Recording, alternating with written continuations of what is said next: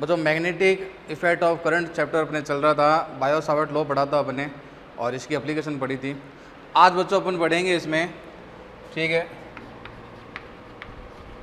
Magnetic field यानी कि चुंबकीय क्षेत्र, magnetic field eight axis of current carrying circular loop. कोई करंट कैरिंग कोई सर्कुलर लूप है, ठीक है, या फिर मान लो रिंग है, ठीक है, उसके एक्सिस पर बच्चों आपको क्या करना है, फाइंड करना है। इसमें क्या फाइंड करना है, मैग्नेटिक फील्ड फाइंड करना है। यानी कि एक सर्कुलर लूप लेंगे, एक रिंग लेंगे अपन, और उसके एक्सिस पर देखो मैग्नेटिक फील्ड अपन फाइंड करेंगे अपन, ठीक है। कैसे फाइंड करते हैं अपन, उसके एक्सिस पर फाइंड करना है, ध्यान रखना। सेंटर पर तो पहले अपन फाइंड कर चुके हैं, ठीक है ना। सेंटर पर मैंने पिछले लेक्चर में फाइंड कराया था आपको, ठीक है ना। सेंटर पर बच्चों कितना आया था, याद है, सेंटर पर, ठीक है, बी जो सेंटर पर जो अपने पास में आया था वो आया था म्यू नॉट आई टू ए। अगर मान लो आपके पास में ये आपके पास में मान लो कोई सर्कुलर है और इसकी रेडियस ए है, तो इसके सेंटर पर जो आपके पास में आया था, ठीक है ना, ये कितना आया था, म्यू नॉट आई टू ए। तो ये तो पिछले लेक्चर में अपन देख चुके हैं। आज अपन बात करेंगे बच्चों इसमें एक्सिस के बारे में बात करेंगे कि एक्सिस पर कैसे निकालेंगे, ठीक है। तो ये देखो एक्सिस पर, तो अभी बड़ा अगर मैं बात करूँ तो 3 केस अपने पास में हो चुके हैं। एक तो ये वायर वाला केस हो गया था अपने पास में कि ये पॉइंट पी है, पी पॉइंट पर फाइंड करना। एक अपने पास में सर्कुलर है कोई, ठीक है, करंट सर्कुलर है, ठीक है ना, उसके सेंटर पर फाइंड करना। फिर उसका मैंने कहा था हाफ, फिर उसका क्वाड्रेंट। तो ये केस हो चुका है। आज अपन एक्सिस लेंगे और देखो एक्सिस पर कैसे फाइंड करेंगे।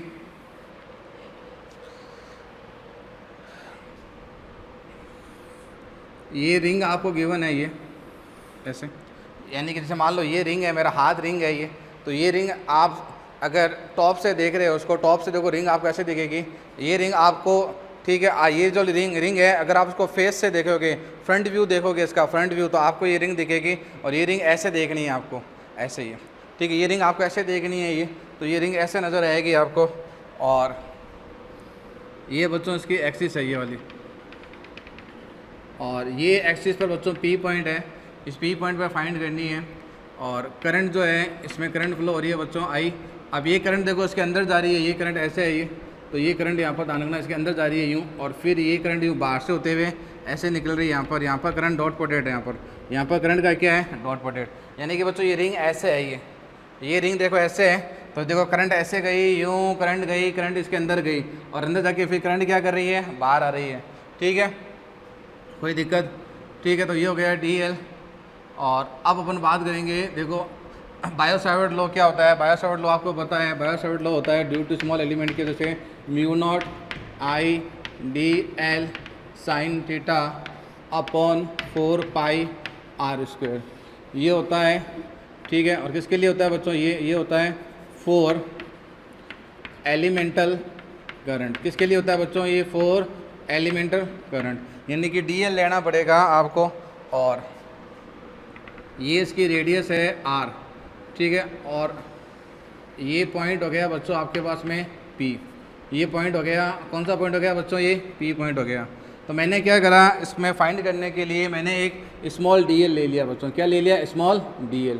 तो ये मेरे पास में एक स्मॉल DL है, क्योंकि आपको पता है कि बायो सावर्ट लॉ जो होता है, बायो सावर्ट लॉ में अपन क्या करते हैं, ये एक वायर है, इस वायर में करंट फ्लो हो रही है आई, इस पे पी पॉइंट पर आपको मैग्नेटिक फील्ड फाइंड करनी है, तो स्मॉल एलिमेंट लेना पड़ता है। ये वाला जो लॉ होता है बच्चों, ये वाला लॉ ध्यान रखना, एक स्मॉल एलिमेंट के लिए लगता है। एक स्मॉल एलिमेंट लेते हैं DL, और DL की डायरेक्शन वही होती है जो करंट की डायरेक्शन होती है, ठीक है। तो ये DL हो गया, ये ठीक है, ये हो गया DL, ठीक है ना। और इसकी वेक्टर फॉर्म अगर आपको याद हो तो इसकी वेक्टर फॉर्म बच्चों देखो ऐसे होती है। वेक्टर फॉर्म इसकी क्या थी, म्यू नॉट, ठीक है। इसी की अगर मैं वेक्टर फॉर्म लिखूं तो इसकी वेक्टर फॉर्म थी बच्चों DB equal to mu not I DL into R, ठीक है, अपॉन में 4 पाई R क्यूब। और मैंने आपको ये भी कहा था कि ये जो DB होता है DL के परपेंडिकुलर होता है और DL के परपेंडिकुलर होगा, और ये DB बच्चों R के भी क्या होता है, परपेंडिकुलर होता है, ठीक है ना।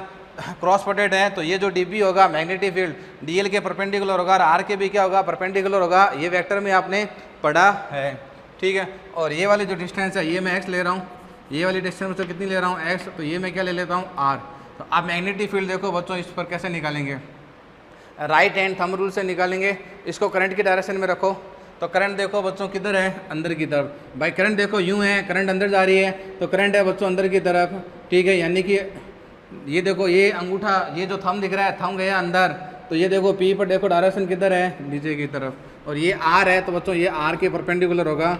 ये स्मॉल एलिमेंट, इस स्मॉल एलिमेंट की वजह से मैग्नेटिक फील्ड हो गया, इसमें कोई डाउट नहीं है। ये जो एंगल होगा ये 90 होगा। ये 90 क्यों होगा, क्योंकि आर के डीबी क्या होता है, परपेंडिकुलर होता है, ठीक है। अब मैं क्या करता हूँ, एक स्मॉल एलिमेंट यहाँ ले लेता हूँ। एक स्मॉल एलिमेंट मैंने यहाँ ले लिया, ये वाला, ये, और ये वाला जो मैंने स्मॉल एलिमेंट लिया है, ये देखो बच्चों किधर करंट किधर आ रही है, बाहर आ रही है। तो करंट किधर है, बाहर। तो अब इसमें देखो अंगूठा करंट आपकी करंट ऐसे है, ठीक है। करंट इसमें से बाहर आ रही है और इसमें करंट अंदर गई, इसमें करंट अंदर गई, इसमें बाहर आ रही है। तो अंगूठे को रखो बाहर, और इसमें देखो ये देखो करंट बाहर, और ये देखो डीबी किधर होगा, इधर होगा। यानी कि ये इसका आर है। सिमेट्री से देखो ये आर कैपिटल आर बच्चों, ये भी कैपिटल आर, ये एक्स, ये स्मॉल आर है, तो ये भी क्या है, स्मॉल आर। और इसका जो डीबी है बच्चों वो इसके परपेंडिकुलर होगा, ये हो जाएगा डीबी, ठीक है ना। और ये वाला जो एंगल आपको दिख रहा है, ये वाला एंगल, ये एंगल बच्चों कितना हो जाएगा, 90। ये एंगल कितना हो जाएगा, 90। समझ गए भाई। ये आर, ये इसका डीबी परपेंडिकुलर, तो ये आर और डीबी में एंगल 90, ये आर और ये डीबी इसमें एंगल 90, क्योंकि डीबी जो होता है आर के क्या होता है, परपेंडिकुलर होता है, ठीक है। अब आर का इसके एक्सिस के साथ में बच्चों जो एंगल है वो मैं कितना ले रहा हूँ, थीटा, ठीक है। और ये एंगल थीटा है, तो बच्चों सिमेट्री से बच्चों ये एंगल भी कितना होगा, थीटा। ये एंगल भी कितना होगा, थीटा होगा। समझ में आ गया ये, ठीक है। अब देखो आगे की बात करते हैं अपन, ठीक है। ये एंगल समझ में आ गया, ये एंगल थीटा होगा, तो ये भी कितना होगा, थीटा। इसको मैं एक बार अब मिटा देता हूँ, ठीक है। अब मैं इसको अलग से ड्रॉ कर देता हूँ थोड़ा, ताकि कंफ्यूज नहीं हो। देखो ये ऐसे है बच्चों, ये dot dot dot dot dot dot, और ये देखो बच्चों आपके पास में आर है, ये आर है, और बच्चों ये आर है, तो ये एंगल कितना है बच्चों अपने पास में, थीटा है। ये क्या है, आर, और आर के परपेंडिकुलर है कौन, डी बी। तो ये जो एंगल है ये 90 डिग्री है। ये एंगल कितना है बच्चों, 90 डिग्री है। मैं एक ड्रॉ कर लेता हूँ, ठीक है। और ये वाला आर ये रहा, ये आर, तो ये आर, ठीक है। और ये एंगल भी बच्चों कितना होगा, थीटा। ये इसकी एक्सिस है, ये इसकी एक्सिस है, ठीक है। तो इस आर के परपेंडिकुलर बच्चों ये हो जाएगा, ये डीबी ऊपर की तरफ। समझ में आ गया। अब ध्यान से देखो बच्चों, ध्यान से देखना। देखो बच्चों ये आर डीबी के साथ में परपेंडिकुलर है, तो ये थीटा है, ये थीटा है, तो बच्चों ये एंगल कितना होगा, 90 माइनस थीटा। क्या होगा, 90 माइनस थीटा। इस एंगल को मैं क्या मान लेता हूँ, इस एंगल को बच्चों मैं फाई मान लेता हूँ। क्या मान लेता हूँ, फाई मान लेता हूँ। क्या मान लेता हूँ, फाई। अब ये एंगल फाई है, तो बच्चों सिमेट्री से ये एंगल भी कितना होगा, फाई होगा। क्यों होगा, देखो ये एक्सिस है, एक्सिस पर देखो ये थीटा है, ये पूरा एंगल देखो आर का इस डीबी के साथ में एंगल, ये वाला जो एंगल है, ये वाला एंगल, ये कितना था, 90। ये 2 थीटा, तो ये क्या हुआ, 90 माइनस थीटा, ये फाई होगा। तो सिमेट्री से ये भी कितना हो गया, फाई, ठीक है। अब आपको पता है, अब ये एंगल देखो बच्चों, ये वाला एंगल परपेंडिकुलर है कि नहीं है, जो डॉटेड दिख रहा है आपको, जो डॉटेड लाइन नज़र आ रही है, ये एंगल 90 है कि नहीं है। तो इसको मैं ऐसे लिख सकता हूँ बच्चों कि theta plus 90 minus theta plus phi is equal to 90, ये डॉटेड वाला, ठीक है। देखो 90 से 90 गया, सॉरी, ये 90 माइनस 2 थीटा होगा, ये एंगल होगा बच्चों 90 माइनस 2 थीटा, ठीक है ना। ये देखो ये 90 है ना, ये 90 है, तो ये थीटा, ये थीटा, 2 थीटा हो गया, 90 माइनस 2 थीटा, 90 माइनस 2 थीटा। तो 90 से 90 कैंसिल हो गया, यहाँ पर क्या बचेगा, माइनस का थीटा होता जाके प्लस का थीटा हो जाएगा। तो फाई जो है, फाई की वैल्यू बच्चों कितनी आएगी, थीटा आएगी। यहाँ पर भी फाई की वैल्यू कितनी आएगी, थीटा आएगी, ठीक है। अब मैं इसको, इसी को मैं एक बार यहाँ और ड्रॉ कर देता हूँ, ठीक है। इसको मैंने यहाँ ड्रॉ कर दिया, ये डॉटेड लाइन। अब मैं सिर्फ टीबी दिखाऊंगा, ये टीबी हो गया, और ये टीबी बच्चों ये वाला एंगल कितना बना रहा है, थीटा। वर्टिकल लाइन के साथ में कितना एंगल बना रहा है, थीटा, ठीक है बच्चों। ये भी क्या हो गया, टी डीबी, तो ये भी हो गया डीबी, और ये भी एंगल कितना बना रहा है, थीटा, ठीक है। एंगल ध्यान से रखना, देखो ये थीटा, ये थीटा, तो ये थीटा थीटा, और ये वाला जो एंगल पूरा है आर का बी के साथ में 90 था, तो ये theta theta 2 theta 90 minus 2 theta ये फाई है, तो सिमेट्री से भी कितना होगा फाई होगा। अब मैं इसके कंपोनेंट कर लेता हूँ। अब इसके कंपोनेंट जब आप करोगे तो ये वाला कंपोनेंट देखो कितना आएगा, ये कंपोनेंट आएगा डी बी कॉस थीटा। बच्चों ये वाला कंपोनेंट कितना आएगा, डी बी कॉस थीटा, ठीक है। ये वाला कंपोनेंट इसका देखो ये डी बी है तो डी थीटा होगा, उधर कॉस थीटा। ये कंपोनेंट किधर आएगा, डी बी साइन थीटा, ये डी बी है, थीटा की तरफ कॉस थीटा, ये कितना आएगा बच्चों, डी बी साइन थीटा, ठीक है। तो दो आमने सामने मैंने एलिमेंट लिए हैं, तो ये कंपोनेंट बच्चों क्या हो जाएंगे, कैंसिल हो जाएंगे, ये कंपोनेंट क्या हो जाएंगे, कैंसिल हो जाएंगे। तो जब आप बी निकालोगे एट पॉइंट पी, ठीक है, या फिर एक्सिस पर, तो बच्चों वो क्या आएगा, डी बी, देखो D B sine theta, D B sine theta, भाई ए कंपोनेंट ये लोगे तो इसका डी बी साइन थीटा अंदर की तरफ, इसका डी बी साइन थीटा अंदर की तरफ, एक एलिमेंट ये लिया है तो इसका भी डी बी साइन थीटा अंदर की तरफ, एक एलिमेंट ये लोगे तो इसका भी डी बी साइन थीटा अलग की तरफ। डी बी साइन थीटा को आपको ऐड करना पड़ेगा, यानी कि कुल मिला के आपको क्या करना पड़ेगा, इसका इंटीग्रेशन करना पड़ेगा। समझ में आ गया भाई। दो आमने सामने के एलिमेंट लूंगा तो इनके कॉस थीटा एक दूसरे को कैंसिल कर देंगे, साइन थीटा क्या हो जाएंगे, ऐड हो जाएंगे। इसी तरह एक एलिमेंट यहाँ लूंगा, एक एलिमेंट यहाँ लूंगा, तो उन दोनों के कॉस तो कैंसिल हो जाएंगे, लेकिन साइन क्या हो जाएगा, ऐड हो जाएगा। तो ऐड करने का मतलब आपको क्या करना है, इंटीग्रेशन करना है बच्चों, क्या करना है, इंटीग्रेशन करना है, ठीक है ना। अब जब मैं इसका इंटीग्रेशन करूँगा बी एक्सिस, तो ये देखो डी बी देखो मेरा कितना है, ये रहा म्यू नॉट आई।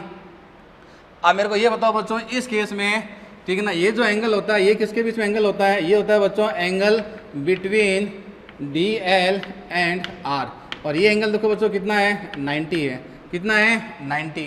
कैसे पता चला भाई, एल तो देखो अंदर की तरफ है बोर्ड के, एल देखो क्रॉस पोटेट है तो एल तो है अंदर की तरफ, आर क्या है बाहर की तरफ, ठीक है। यानी कि अगर मैं डायग्राम बनाऊँ तो ये देखो ये आपका एल है, तो एल तो अंदर जा रहा है और ये आपके पास में आर है ऐसे।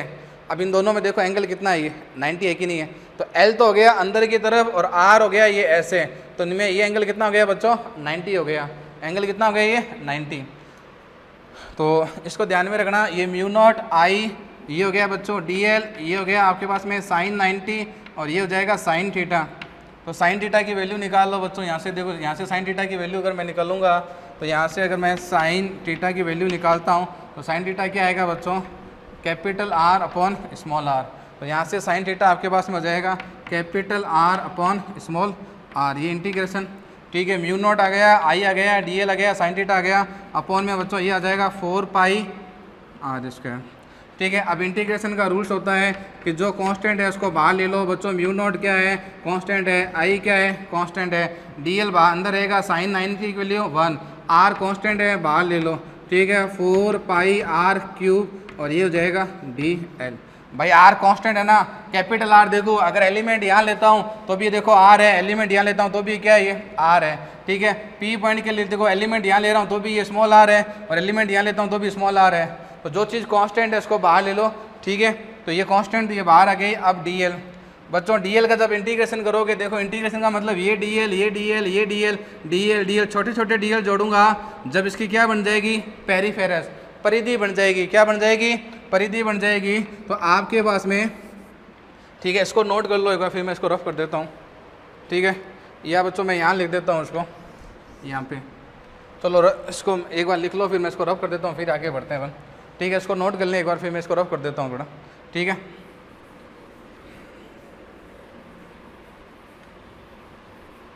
आप देखो क्या होगा जब आप इसका इंटीग्रेशन करोगे, तो ये हो जाएगा बी एक्सिस, तो ये हो जाएगा देखो म्यू नॉट आई आर, और ये हो जाएगा बच्चों अपने पास में 4 पाई आर क्यूब, और डी एल कितना हो जाएगा 2 पाई आर, तो ये कैंसिल हो जाएगा 2 बार। तो ये आ जाएगा बच्चों आपके पास में B axis mu not I R, और आर क्या हो जाएगा बच्चों, ये आर स्क्वायर, ये हो जाएगा 2 बचेगा, और आर क्यूब। तो यहाँ से देखो आर की भी वैल्यू निकाल लेता हूँ, तो आर की वैल्यू जो आएगी वो आएगी आर स्क्वायर, पाइथागोरस प्रमेय से R square plus X square, R की वैल्यू आएगी R square plus X square, और ये क्यूब है तो यहाँ पर बच्चों आएगा आर क्यूब, ये हो जाएगा एक्स स्क्वायर की पावर 3/2। तो ये फाइनल फार्मूला आ गया अपने पास में, ये फाइनल फार्मूला आ गया अपने पास में, ये वाला, ये हो गया एक्स स्क्वायर, ठीक है, ये फाइनल फार्मूला हो गया mu not I R square two R square plus S square 3/2। ठीक है, तो ये फार्मूला तो आपको याद नहीं रहेगा, नहीं ये फार्मूला याद नहीं रहेगा, तो इसके लिए आप क्या करो, इसको थोड़ा सिंपल फॉर्मेट में कन्वर्ट कर देता हूँ मैं। तो वो बी एक्सिस ये हो जाएगा बच्चों, देखो म्यू नॉट आई बच्चों ये क्या हो जाएगा आर स्क्वायर, कुछ कॉमन आ रहा है क्या इसमें, आर स्क्वायर कॉमन ले लो तो ये हो जाएगा 2, आर स्क्वायर को कॉमन लूँगा तो स्क्वायर बाहर आएगा, 2 से 2 कैंसिल हो जाएगा, तो ये कितना हो जाएगा बच्चों आर क्यूब, और ये हो जाएगा 1 plus X square upon R square की पावर 3/2। ठीक है ना, ये कैंसिल हो गया, बच्चा क्या बच्चों, बच्चा ये म्यू नॉट आई 2r, ठीक है, ये हो जाएगा अपने पास में 1 plus X square upon R square इसकी पावर 3/2। अब मेरे को ये बताओ बच्चों ये कितना है म्यू नॉट आई 2r, अगर इसके सेंटर पर है कि नहीं है, ये सेंटर का हो गया, सेंटर पर इतना ही होता है। अभी भी मैंने जब लेक्चर स्टार्ट हुआ था, जब मैंने लिखा था कि ये जो आपको दिख रहा है, ये जो आपको दिख रहा है बी सेंटर, सेंटर पर देखो क्या बताया था मैंने कल वाले लेक्चर में, म्यू नॉट आई 2a, वहाँ पर रेडियस 2a थी, यहाँ पर रेडियस r है, तो इसका मतलब ये हो गया कि आपके पास में जो b एक्सिस आया है वो आपके पास में हो गया बच्चों म्यू नॉट आई 2, सॉरी ये जो है म्यू नॉट आई 2r, ये बन जाएगा आपके पास में b सेंटर, क्या बन जाएगा b सेंटर, और अपॉन में ये हो जाएगा 1 plus X square upon R square की पावर 3/2। इसको याद कर लो, इसको याद करना फिर भी आसान है, इसको याद रखना, ठीक है, इसको याद रखना कि बी सेंटर अपॉन में 1 plus X square upon R square उसकी पावर 3/2। ठीक है ना, X square upon R square, 1 plus X square upon R square इसकी पावर 3/2। ठीक है, आप इसको चाहे चेक करके देख लो, अगर मैं एक्स की वैल्यू 0 रखता हूँ, एक्स की वैल्यू 0 होने का मतलब मेरा जो पॉइंट है ये पी पॉइंट, ये जो मेरा पॉइंट है पी पॉइंट इसके सेंटर पर आ जाएगा, और जैसे ही सेंटर पर आएगा तो मेरी जो बी एक्सिस है वो बी सेंटर के इक्वल होगी, किसके इक्वल होगी, बी सेंटर के, यानी कि mu not I upon 2r। ठीक है, हाँ या ना, समझ में आ गया। तो ये बी हो गया एक्सिस पर, किस पर हो गया बच्चों, एक्सिस पर ही। ठीक है, कोई दिक्कत। और जैसे जैसे आप x बढ़ाओगे, जैसे जैसे इस फॉर्मूले में देख लो आप, जैसे जैसे बच्चों x बढ़ाओगे तो आपका b क्या होता जाएगा, कम होता जाएगा, b क्या होता जाएगा बच्चों, कम होता जाएगा। ठीक है, अब इसका ग्राफ ड्रॉ करते हैं, इसका ग्राफ ड्रॉ कर लेते हैं बच्चों, ये इसको नोट कर लो यहाँ पर, इसके ग्राफ देखो, इसका ग्राफ बनाते हैं। अब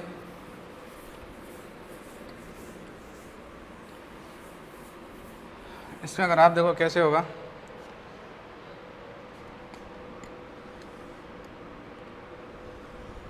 ये ऐसे, ये करंट अंदर गई और बच्चों ये करंट ऐसे बाहर आ रही है यूँ ऐसे, और ये है। ठीक है, ध्यान रखना ये कॉइल है, ये कॉइल ऐसे रखी हुई है, यूँ ऐसे रखी हुई है। ठीक है, ये कॉइल ऐसे रखी हुई है, और सेंटर है, ये इसका सेंटर है सी, तो सेंटर पर ध्यान रखना बी क्या होता है, मैक्सिमम होता है। फिर आप ग्राफ में देखो बी जो एक्स के साथ में क्या हो रहा है, कम हो रहा है। तो इसका जब आप ग्राफ बनाओगे, इसका ग्राफ ऐसे आएगा बच्चों, ये ऐसे। ठीक है, और ये ग्राफ सिमेट्री होता है, जो ये देखो ये आपके पास में मान लो, ये आपके, मैं कहता हूँ मान लो ये रिंग है, तो ये रिंग है, तो रिंग के लेफ्ट में जितना बी होगा उतना ही बच्चों राइट में भी होगा, ये। और ये जो 2 पॉइंट मिले हैं अपन को, ये जो पॉइंट, ठीक है, ये है इसका x, और बच्चों ये क्या है यहाँ पर b, ये आपको b मिल गया। यहाँ पर देखो x कितना है 0, तो ये हो जाएगा b सेंटर, b सेंटर का मैक्सिमम होता है mu not I upon 2r, ये होगा मैक्सिमम। उसके बाद में देखो कम हो रहा है, और ये वाला जो पॉइंट आपको मिल रहा है, ये वाले पॉइंट, ठीक है, ये वाला पॉइंट P, इस पॉइंट को नाम लो, मैं नाम देता हूँ M, इसको नाम देता हूँ मैं N। ये वाला पॉइंट बच्चों आपको मिलेगा r/2 पर, कितना मिलेगा r/2, यानी कि ये इसकी रेडियस है r, और बच्चों ये भी मिलेगा r/2 पर। तो पॉइंट जो M और N है, ठीक है, इसको मैं रफ कर देता हूँ। पहले तो ये देख लो, ये समझ लो कि दोनों तरफ B से M कैसे होगा। ठीक है, और साथ में नोट डाल के लिख लो, नोट ठीक है। जो पॉइंट जो है आपके पास में पॉइंट एम एंड एन, इसको क्या बोलते हैं बच्चों? इनको बोलते हैं पॉइंट ऑफ इनफ्लेक्शन। क्या बोलते हैं? Point of inflection. हिंदी में इसको बोलते हैं नति परिवर्तन बिंदु। नति परिवर्तन बिंदु। इस पर क्या होता है बच्चों? ग्राफ जो है उस ग्राफ का कर्वेचर, ग्राफ का कर्वेचर चेंज होता है। ग्राफ का कर्वेचर जो होता है बच्चों क्या होता है? चेंज होता है। ग्राफ का कर्वेचर क्या होता है? यहाँ पर देखो ये ग्राफ का घट रहा है, फिर ये छोटा सा बिंदु होता है, इस पॉइंट पर कर्वेचर कितना होता है? चेंज होता है। कर्वेचर का मतलब ढलान, स्लोप। तो इस पॉइंट पर जब आओगे तो स्लोप क्या मिलेगी आपको? चेंज मिलेगी। और आपको जो कर्वेचर मिलेगा,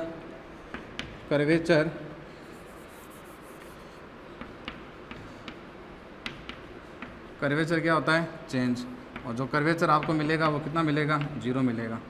कर्वेचर कितना मिलेगा? 0। एक बात ये ध्यान में रखना, आपके पास में जो ये m और n है बच्चों, ये m और n, ये जो m और n है इसको मैं क्या बोलूँगा? Point of inflection. क्या बोलूँगा? Point of inflection. और ये इस पर कर्वेचर क्या हो रहा है? चेंज। आप पूछोगे कर्वेचर क्या होता है? तो ये जो ग्राफ होता है, इस ग्राफ का ढाल जो होता है देखो कम होता है। ये छोटा सा एक ऐसी कंडीशन होती है जहाँ पर ढाल लगभग आपका कितना होता है? 0 होता है। कर्वेचर कितनी होती है? 0 होती है। ठीक है, छोटा सा पॉइंट होता है, कर्वेचर एकदम चेंज हो जाती है। और ग्राफ सिमेट्री रखना। ये अभी मैंने क्यों कहा ग्राफ देखो सिमेट्री क्यों आती है? तो आप डायरेक्शन देखो, ये करंट देखो अंदर की तरफ जा रही है, और ये करंट देखो किधर आ रही है बच्चों? बाहर की तरफ आ रही है। तो अगर मैं डायरेक्शन बनाता हूँ पी पॉइंट पर बी की, तो अभी मैंने कहा था देखो ये अंदर की तरफ, यानी कि ये टी बी किधर हो गया? इधर।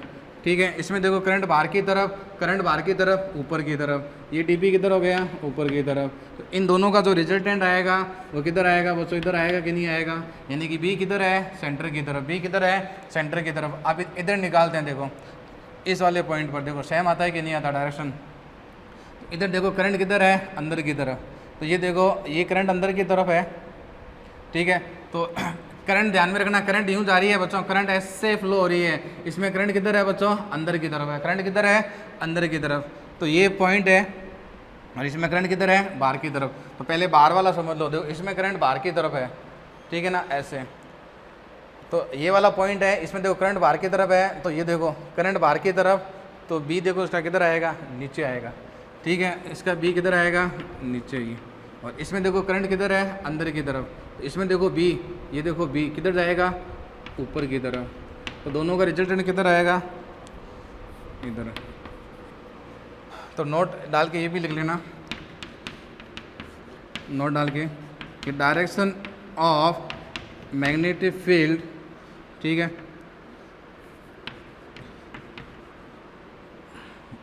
Direction of B magnetic field both side of circular किधर होगी बच्चों? Towards centre.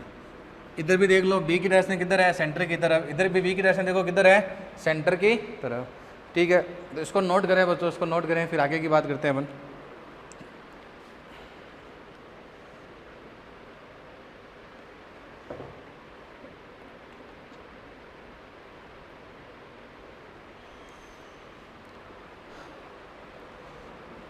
लिख लिया बच्चों? ये लिख लिया, कोई दिक्कत वाली बात? तो ये ध्यान रखना, इसका ग्राफ इसलिए मैंने सिमेट्री बनाया है क्योंकि इस रिंग के दोनों तरफ बी क्या रहता है? सेम ही रहता है। और बी का जो फॉर्मूला अपने पास में आया था, 2 नोट याद रखना, एक एम और एन को क्या बोलते हैं? पॉइंट ऑफ इन्फ्लेक्शन बोलते हैं। पॉइंट ऑफ इन्फ्लेक्शन का मतलब नति परिवर्तन बिंदु बोलते हैं। यहाँ पर कर्वेचर क्या होता है? चेंज। कर्वेचर जो होता है वो क्या हो रहा है? चेंज हो रहा है। यहाँ पर कर्वेचर चेंज हो रहा है, यहाँ पर भी कर्वेचर क्या हो रहा है? चेंज। और कर्वेचर अप्रोक्सीमेट कितना होता है? 0। कर्वेचर समझते हो? कर्वेचर देखो क्या होता है कि ये मान लो आप बहुत बड़ा सर्किल बना रहे हो, ये सेंटर है, इसका छोटा सा जो मैं आर्क लूँगा ये, तो ये इसका कर्वेचर है इस पॉइंट के लिए। ठीक है, और इसका जो फाइनल फार्मूला है, फार्मूला भी ध्यान में रखना, फार्मूला इंपॉर्टेंट है इसका। ठीक है, इसका जो फाइनल फार्मूला जो आपके पास में है, इसका फाइनल फार्मूला है B axis mu not I R square upon 2 R square plus X square 3/2। ये फॉर्मूला तो तब आया जब मैंने इस रिंग में कितने टर्न लिए? 1 टर्न लिए। अगर मान लो n हो, ठीक है, नंबर ऑफ टर्न। टर्न के मतलब होता है गोलों की संख्या।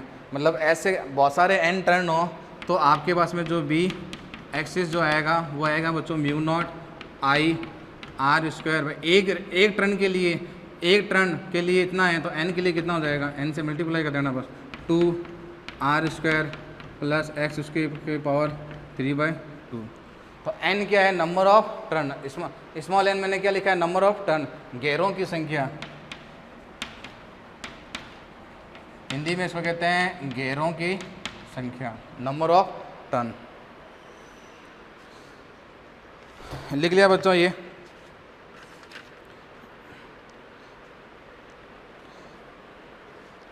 हो गया, ये लिख लिया क्या बच्चों ये। तो ये डेरिवेशन हो गया, बोर्डो पॉइंट व्यू से इंपॉर्टेंट डेरिवेशन है, इसका ग्राफ हो गया। और ये आपके पास में रिंग हो गई, इस रिंग के एक्सिस पर, ठीक है ना, ये रिंग थी, ये इस रिंग की एक्सिस पर इस पॉइंट पर अपने मैग्नेटिक फील्ड फाइंड कर लिया, ठीक है ना। अब देखो दो स्पेशल केस करते हैं इसके, ठीक है, दो स्पेशल केस करते हैं बच्चों।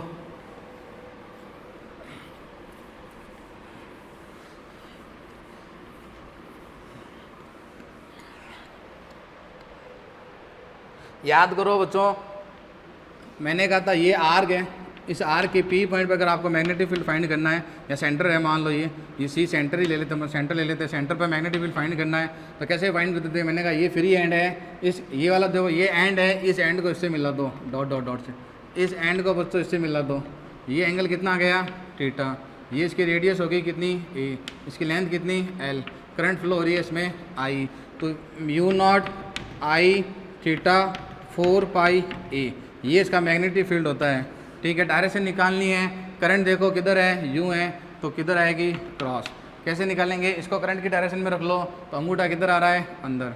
ये फॉर्मूला अपन ने कल निकाला था, फिर मैंने कहा था थीटा 2 पाई रख दो तो सेंटर वो आ जाएगा सर्किल के लिए, थीटा पाई रख दो सेमी सर्किल के लिए आ जाएगा, पाई/2 रख दो क्वाड्रेंट के लिए आ जाएगा। तो इसी का एक क्वेश्चन करते हैं अपन, ठीक है, इम्पोर्टेंट क्वेश्चन है ये। तो ये देखो ये एक सर्किल गिवन है बच्चों आपको, और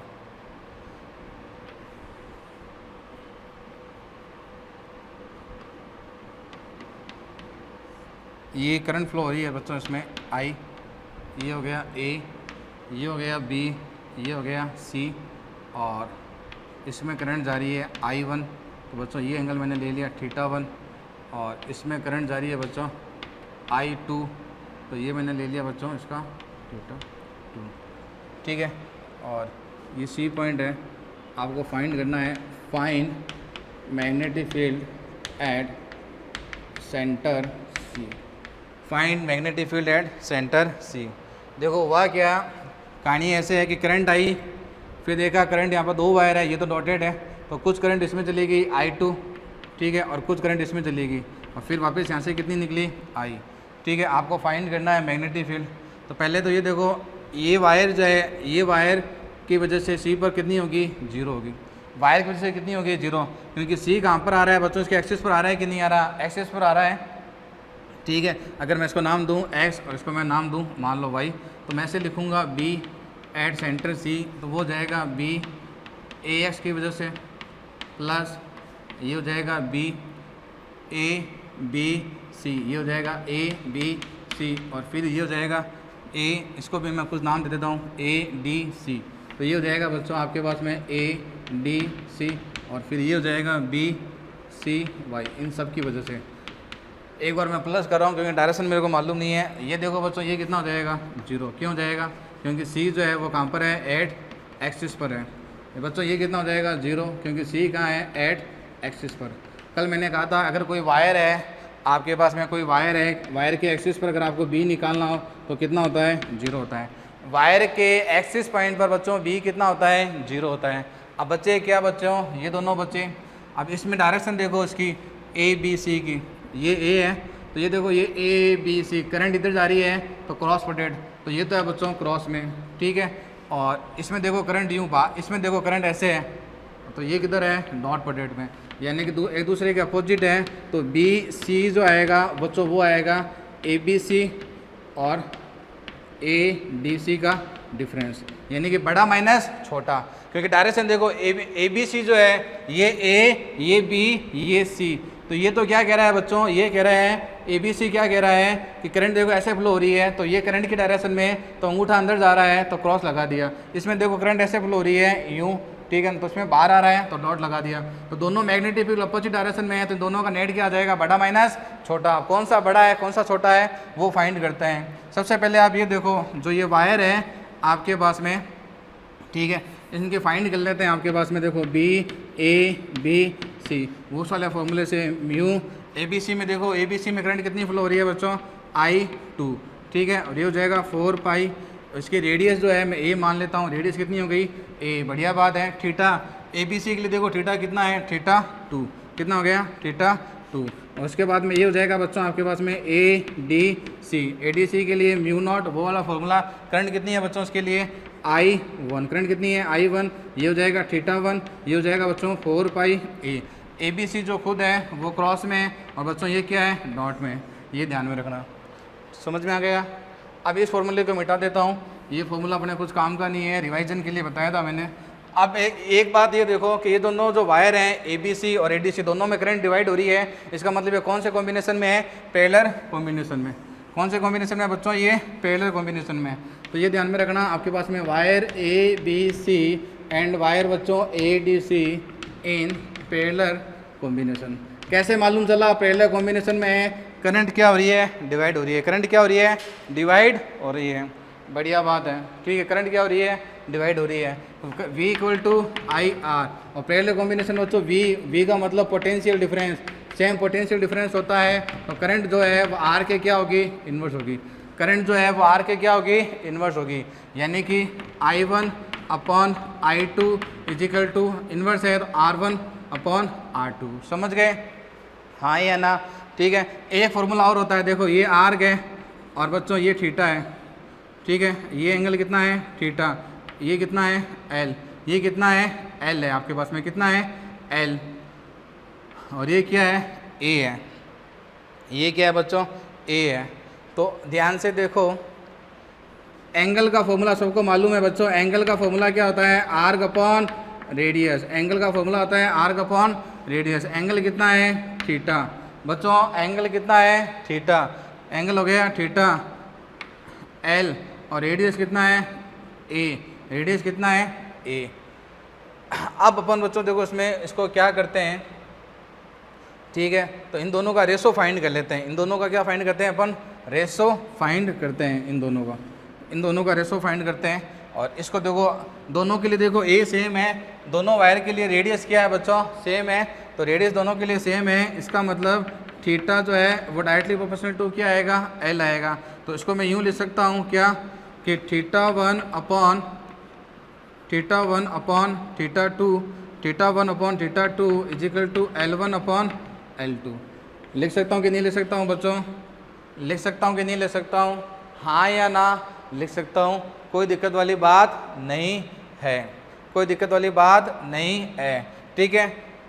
अब थोड़ा आप यहाँ देखें ध्यान से, इसको देखो आप, ठीक है। पहले इन दोनों का रेशो निकाल लेता हूँ। इन दोनों का अगर मैं रेशो निकालूँ, यहाँ निकाल लूँ बच्चों, इन दोनों का रेशो में दिख रहा है आपको, इन दोनों का रेशो निकाल रहा हूँ। देखो मैं B A B C, और ये हो जाएगा बच्चों B A D C, दोनों का रेशो निकालूंगा मैं। तो देखो म्यू नॉट 4 पाई ए, म्यू नॉट 4 पाई ए कैंसिल हो जाएगा, ये आ जाएगा बच्चों I2 थीटा 2, और ये हो जाएगा बच्चों I1 थीटा 1, ठीक है, बाकी कैंसिल हो जाएगा। तो अपन को क्या चाहिए, I और थीटा फाइंड करना है। अपन को क्या फाइंड करना है, I और थीटा फाइंड करना है। कोई दिक्कत, I और थीटा फाइंड करना है, कोई दिक्कत वाली बात नहीं है, ठीक है ना।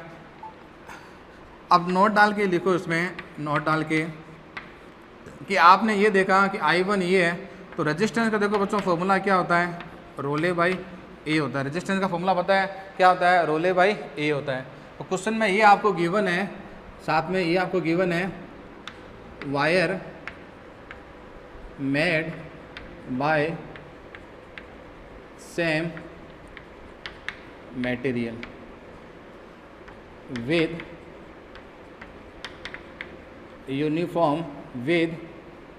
Uniform section area.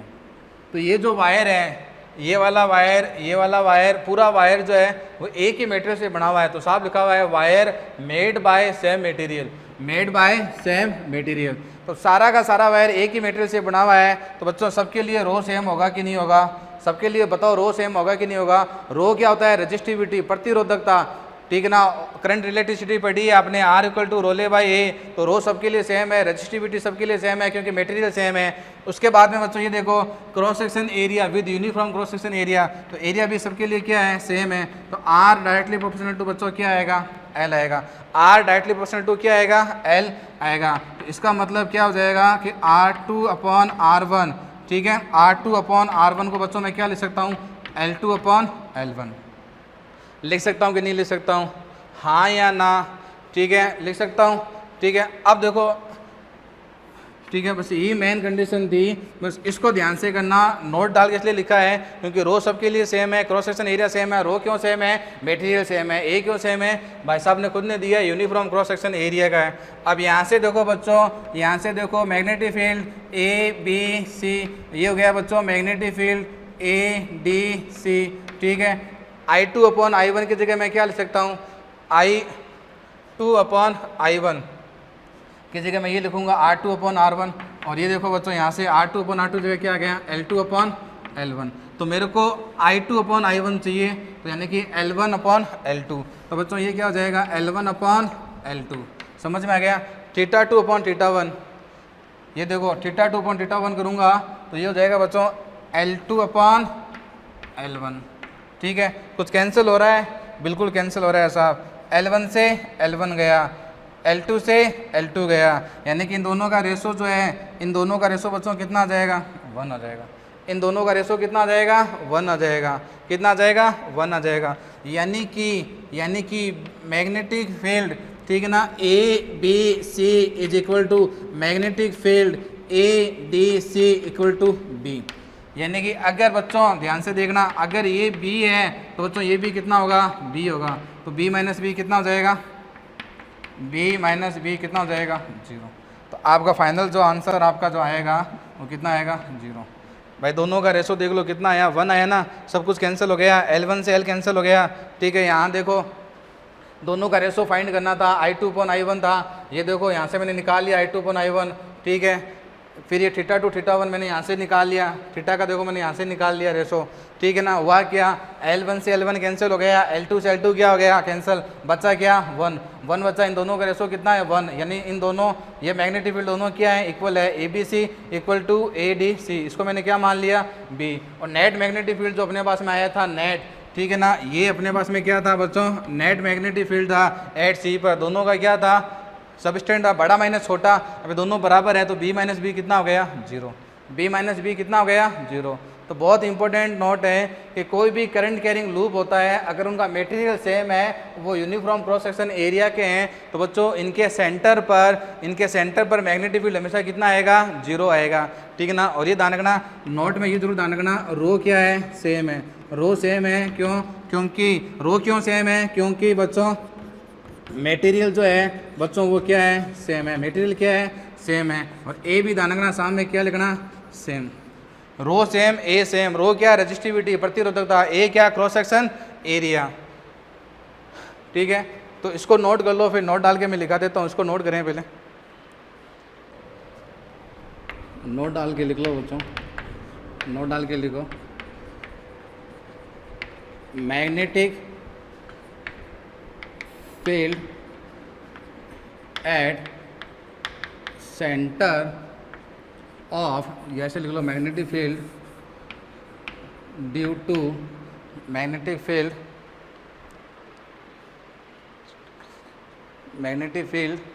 ऐसे लिख लो, magnetic field at centre of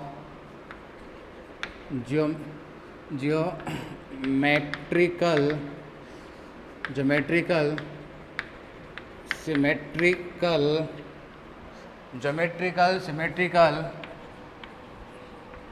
current carrying loop, ठीक है, made by made by same material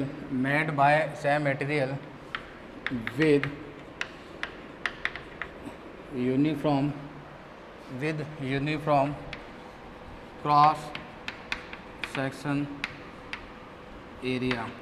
तो देखो magnetic field at centre of geometrical symmetrical current carrying loop made by same material with uniform cross section area is 0। Diagram बना के दिखा देता हूँ आपको। जैसे मानो ये एक लूप दिया हुआ है आपको, ठीक है, जो अभी वाला क्वेश्चन करा था अपन, इसमें करंट ऐसे फ्लो हो रही है यूँ, ठीक है, यहाँ से करंट आई बच्चों आई, इसमें गई I1, ठीक है ना, इसमें गई मान लो I2, फिर करंट यहाँ से आई आ गई। तो यहाँ पर जब आप सी पर मैग्नेटिक फील्ड फाइंड करोगे तो कितना आएगा? 0 आएगा, ठीक है। दूसरा देख लो उसी का, करंट ऐसे आई, ठीक है, कुछ करंट इसमें गई, कुछ इसमें गई, ऐसे बाहर आ गई। वायर की वजह से देखो ऐसे 0 हो गई। ये देखो ये वायर है, पॉइंट सी एक्सिस पर आ रहा है, ये वायर है, पॉइंट एक्सिस पर आ रहा है, ये वायर है, एक्सिस पर आ रहा है, सी पॉइंट कहाँ पर आ रहा है? एक्सिस पर आ रहा है, ये भी एक्सिस पर आ रहा है। तो यहाँ पर भी बच्चों BC कितना होगा? 0 होगा, ठीक है। BC कितना होगा बच्चों? 0 होगा, ठीक है। या फिर मान लो वायर आपको ऐसे दिया हुआ है, यूँ ये सर्किल दिया हुआ है और ये दिया हुआ है ऐसे, दोनों मटेरियल सेम होना चाहिए। दाना देखो ये करंट आई, कुछ करंट इसमें गई यूँ, कुछ करंट बच्चों इसमें गई, मान लो कुछ भी गई हो, फिर ऐसे बाहर आ गई वापस। ये इसका सेंटर है, तो बच्चों BC कितना होगा?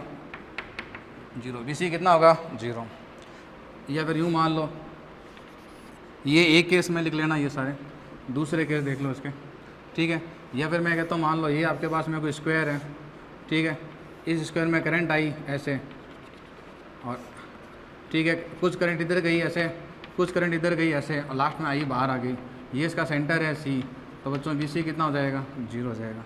या फिर मान लो ऐसे है कुछ कहानी, ठीक है, ये करंट आई ऐसे आई, ये सेंटर है C, ठीक है, ऐसे ये करंट आई ऐसे, ये करंट यूँ गई, यूँ गई, यूँ गई, यूँ गई, ठीक है। तो इसमें भी बच्चों BC कितना हो जाएगा? 0 हो जाएगा, ठीक है। बस एक बात ध्यान में रखना, एक तो मटेरियल सेम होना चाहिए ताकि सबका रो क्या हो? कांस्टेंट, और सबका एरिया भी क्या हो बच्चों? कांस्टेंट, ठीक है। एरिया सबका कांस्टेंट और रो भी सबका क्या हो? कांस्टेंट। तो ये सारे केस जब आ जाए तो सेंटर पर बच्चों मैग्नेटिक फील्ड कितना होगा? 0 होगा। सेंटर पर मैग्नेटिक फील्ड कितना होगा? 0 होगा। कुछ भी हो सकता है यार केस, जैसे मान लो ऐसे दिया हुआ है, ठीक है, ये वायर दिया हुआ है सेंटर, ठीक है, देखो बाहर वाले वायर की वजह से 0 होगा। देखो C एक्सिस पर आ रहा है, C एक्सिस पर आ रहा है, बाकी चाहे कुछ भी हो, इसमें देखो करंट आई ऐसे, करंट यूँ आई, इधर चली गई कुछ करंट, ठीक है, फिर कुछ करंट इधर चली गई इसमें ऐसे, ठीक है, और फिर आई आ गई। तो ये C है, तो बच्चों यहाँ पर C पॉइंट पर कितना होगा? 0 होगा। C पॉइंट पर कितना होगा? 0। तो ये सारे ऐसे केस हैं जो सिमेट्रिकल है, और लेकिन ये पूरा वायर एक ही मेटेरियल के बने हुए होने चाहिए, और यूनिफॉर्म क्रॉस सेक्शन एरिया अगर है तो इनके सेंटर पर बच्चों, इनके सेंटर पर क्या होगा? 0 होगा। इनके सेंटर पर मैग्नेटिक फील्ड कितना होगा? 0 होगा। तो बहुत इंपॉर्टेंट नोट है, ये लिख लेना, सेंटर पर मैग्नेटिक फील्ड क्या होगा? 0 होगा, ठीक है ना। एक्सिस की वजह से वैसे 0 हो रहा है, और इन दोनों का रेशो क्या होगा? 1 आएगा। तो दोनों एक दूसरे को क्या कर देंगे? कैंसिल कर देंगे। लिख लिया ये। अब इसी का दूसरा केस देखो, दूसरा इसी टाइप का दूसरा क्वेश्चन देखो।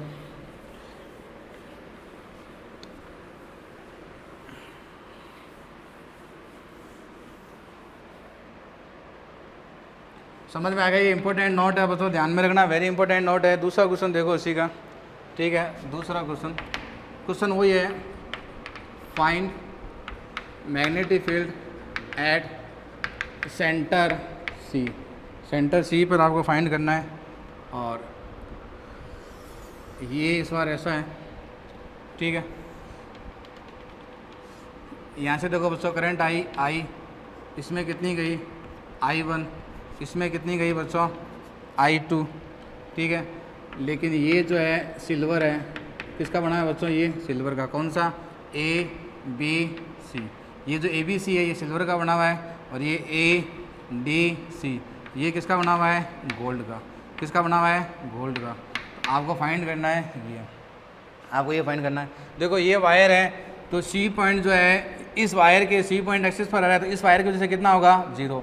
ये C पॉइंट इस वायर के एक्सिस पर आ रहा है, तो उसकी वजह से कितना होगा? 0, ठीक है। तो मैं फाइंड करता हूँ ए बी सी, ठीक है, कोई दिक्कत। तो ये देखो हाफ सर्किल है बच्चों, हाफ सर्किल का कितना होता है, हाफ देखो फुल सर्किल का होता है mu not I two A centre पर, फुल जो पूरा जो सर्किल होता है, पूरा सर्किल जो होता है उसके सेंटर पर देखो कितना होता है, ये होता है।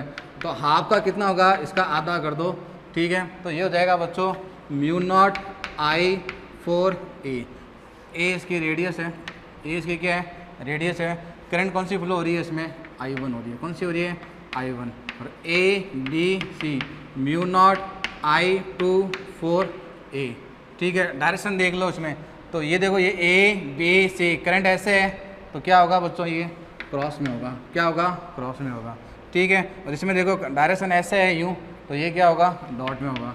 तो नेट जो आपके पास में आएगा, नेट क्या हो जाएगा, बड़ा माइनस छोटा। नेट क्या हो जाएगा बच्चों, बड़ा माइनस छोटा। अब कौन सा बड़ा है कौन सा छोटा है, तो ये अपन देखते हैं। तो अपन लिखेंगे जो वायर है बच्चों आपके पास में, ये वाला वायर देखो A B C, wire A B C and wire A D C, कौन से कॉम्बिनेशन है बच्चों, ये पैरेलल कॉम्बिनेशन में।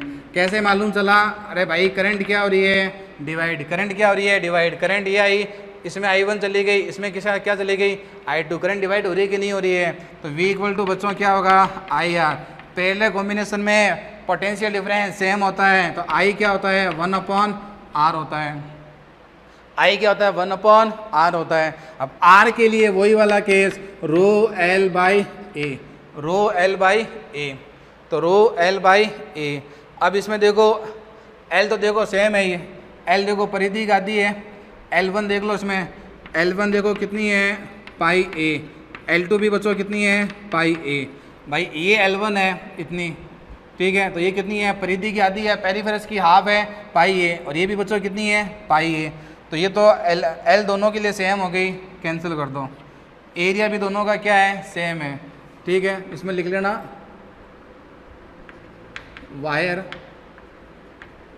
Made by different material, different, इसमें लिखना wire made by different material with same cross section area. Cross section area को ध्यान रखना, कभी कभी बुक में थिकनेस भी लिखता है, वो थिकनेस जो है बच्चों वो क्या है, इसकी सेम है, थिकनेस क्या है, सेम है, थिकनेस क्या है, सेम है। तो इसका मतलब R डायरेक्टली प्रोपोर्शनल टू होगा रो के।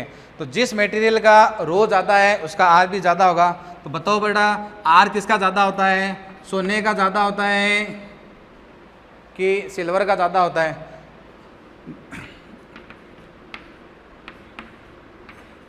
सोने का रेजिस्टेंस ज़्यादा होता है, इसका रेजिस्टेंस ज़्यादा होता है, इसीलिए बच्चों इसमें करंट क्या फ्लो होती है, कम फ्लो होती है।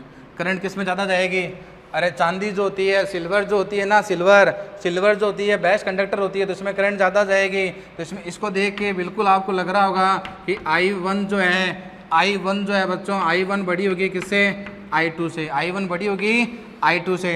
तो I1 बड़ी है, I1 बच्चों ये I1 बड़ी है, इसका मतलब ये क्या है, बड़ा है, और ये बड़ा है, ये क्या है, छोटा है। तो जो नेट आएगा आपके पास में बड़ा माइनस छोटा आएगा, तो नेट क्या आएगा बच्चों, A B C minus A D C, ठीक है, नेट ये आएगा। और ये बड़ा है तो इसकी डायरेक्शन फिर ये होगी। तो जब नेट आप निकालोगे सी पर, जब नेट मैग्नेटिक फील्ड निकालोगे एट सी पर, तो बड़ा माइनस छोटा, बड़ा माइनस छोटा, तो म्यू नॉट देखो कॉन्स्टेंट, म्यू नॉट दोनों में कॉमन आ जाएगा, 4a कॉमन आ जाएगा, बचेगा क्या, I1 माइनस I2, बचेगा क्या, I1 माइनस I2।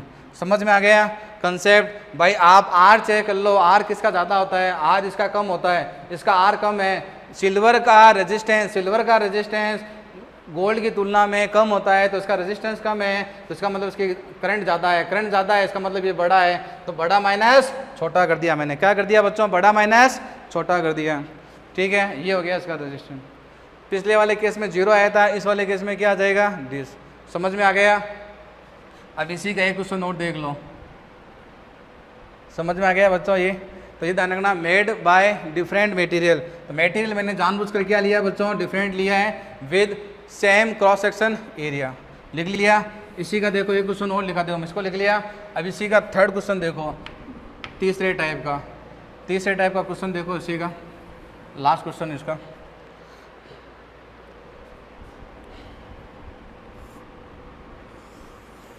ये डॉट डॉट डॉट डॉट ये, और इस बार ये वाला जो वायर है बच्चों ये कैसा है, ठीक है। इस बार बच्चों ये वाला कैसा है, थिन है, ठीक है। इसमें कोई डाउट नहीं है, करंट ऐसे आएगी, ऐसे जाएगी, ऐसे जाएगी। इसमें गई बच्चों I1, इसमें गई I2, इसमें क्या जाएगी I। ये सेंटर है, फाइंड वही question, find magnetic field at centre C, wire made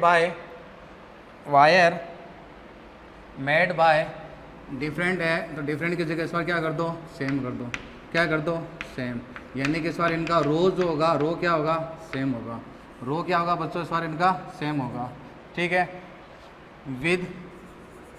with इसको डिफरेंट कर दो sir, with different cross section area.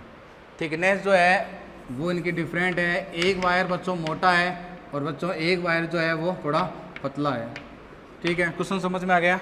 यानी कि ये जो वायर है, ये वायर सारों का मटेरियल सेम है, इन दोनों का रो तो सेम होगा, लेकिन थिकनेस देखो ये वायर थोड़ा मोटा है, ये वायर वाला बच्चों थोड़ा पतला है।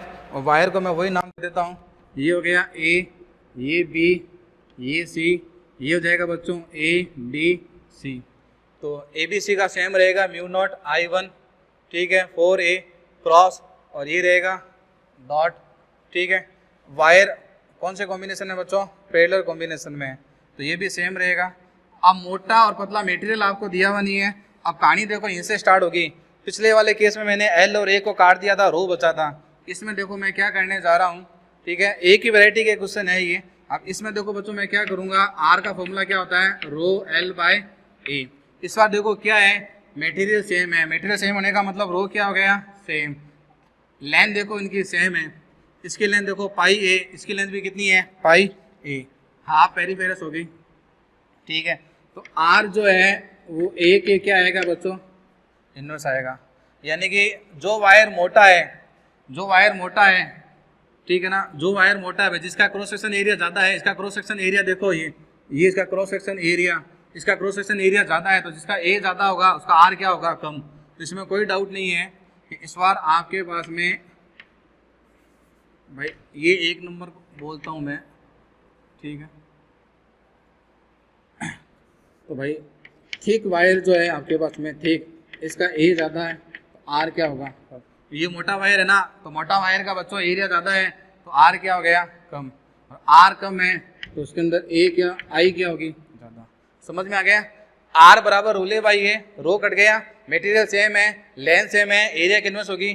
वायर जो मोटा है, जो थिक है, उसका एरिया ज़्यादा, यानी कि R कम, यानी कि R क्या हो गया, कम। और जिसका R कम है उसमें करंट क्या होगी, ज़्यादा होगी, करंट क्या होगी, ज़्यादा। यानी कि I1 इसमें ज़्यादा करंट है, यानी कि बच्चों ये होगा बड़ा, और बच्चों इस बार फिर ये क्या होगा, छोटा। फिर सेम आंसर आएगा वही, बड़ा माइनस छोटा। समझ में आ गया ना, कोई दिक्कत वाली बात नहीं है। इसमें म्यू आई, ठीक है, ये सब सेम रहेंगे, बस इसमें आपको ये चेक करना है कि किसमें करंट ज़्यादा जाएगी, किसमें करंट कम जाएगी। तो ये हमेशा सेम कंसेप्ट के क्वेश्चन है। वायर है, पैरेलल कॉम्बिनेशन में करंट बट रही है, तो V बराबर IR करो, फिर R का फॉर्मूला लगा दो, रोले बाई A से, फिर एरिया देख लो, जिसका एरिया ज़्यादा है उसका R कम होगा, और फिर वैसे कर दो, नेट आ जाएगा, ठीक है।